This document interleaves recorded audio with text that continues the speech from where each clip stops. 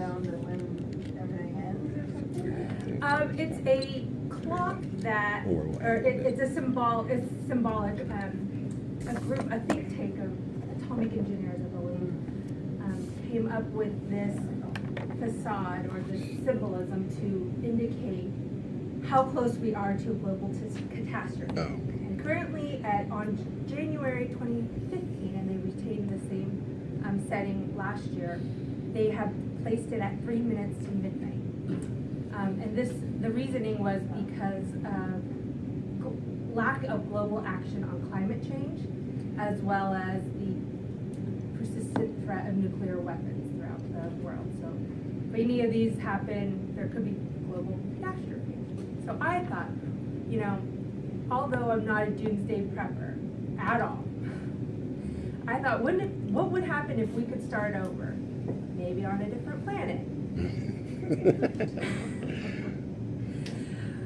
Although I wanted to be an astronaut when I was a child, I never truly considered the prospect of occupying Mars until I watched The Martian, the movie The Martian. I also read the book, on my flight to Florida.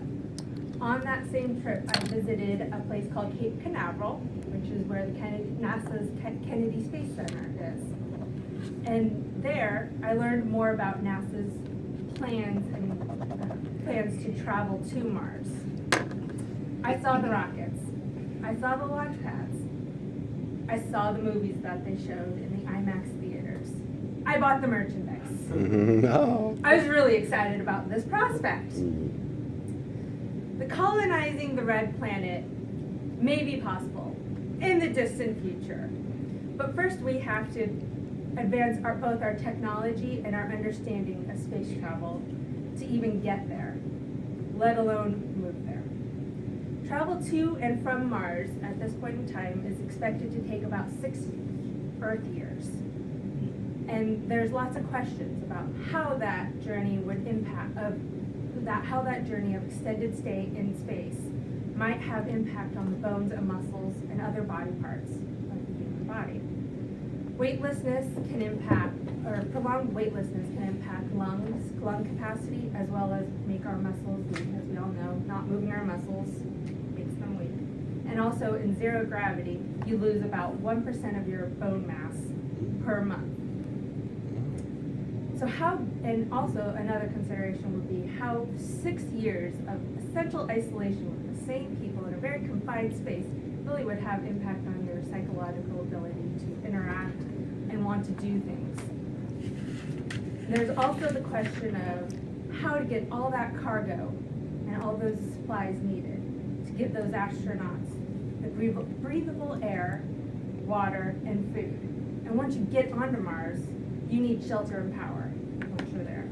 And how do you send all that stuff into space, and then how do you land it safely and softly onto Mars? And most of all, how's it all going to be paid for?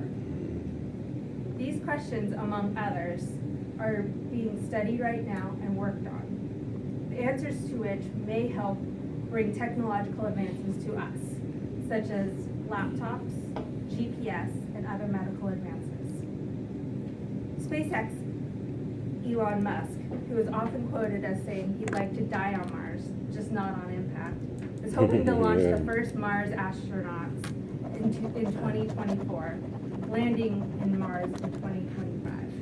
While he and others may have goals of colonizing Mars, some are just focused on how to get there. But either way, this space adventure is one I'm really excited to witness. Thank you.